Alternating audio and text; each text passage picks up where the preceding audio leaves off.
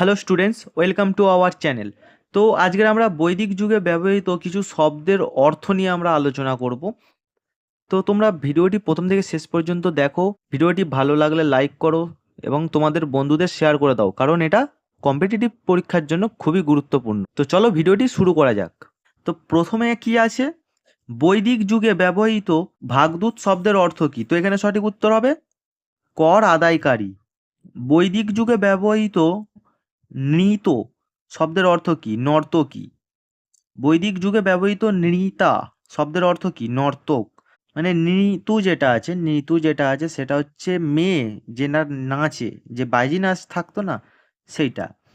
আর নৃতা হচ্ছে নর্তক, যে ছেলে বাইজি, সেটাকে বলা হতো। তো বৈদিক যুগে উর্দারা শব্দের অর্থ কি? শস্য মাপার পাত্র।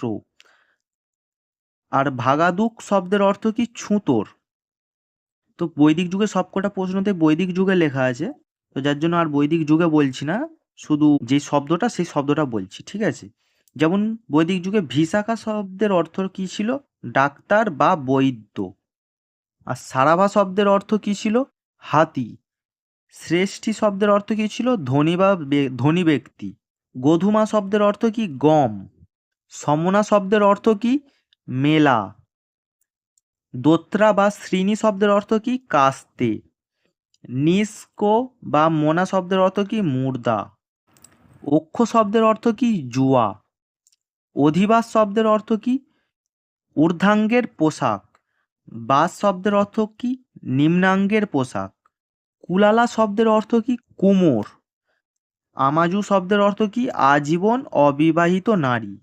আর রজয়িত্রী শব্দের অর্থ কি? রং প্রস্তুত কারক। কর্ণশোভানা শব্দের অর্থ কি? দুল। ব্রীহি বা শালা শব্দের অর্থ কি? ধান। শিরা শব্দের অর্থ কি? লাগল। কুশিদা শব্দের অর্থ কি? ঋণ।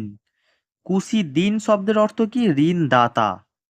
গাভিষ্টি শব্দের অর্থ কি? গরুর জন্য যুদ্ধ। তো মৌলি শব্দের অর্থ কি? পাগড়ি। আঘাতি শব্দের অর্থ কি? বাদ্যযন্ত্র। গমি শব্দের অর্থ কি? বীণা। তো আজকের মতো এইটুকুই। ভিডিওটা খুবই অত্যন্ত ছোট ভিডিও হয়েছে, কারণ যেহেতু শর্টে সব বলেছি, কারণ প্রত্যেক কোশ্চেনেই আছে বৈদিক যুগে ব্যবহৃত হয় বলে। তো যার জন্য আমি আর বৈদিক যুগে বললাম না, শুধু যে শব্দটা সেটা নিয়ে বললাম। তো ভিডিওটি লাইক করে দিও এবং তোমার বন্ধুদের শেয়ার করে দিও।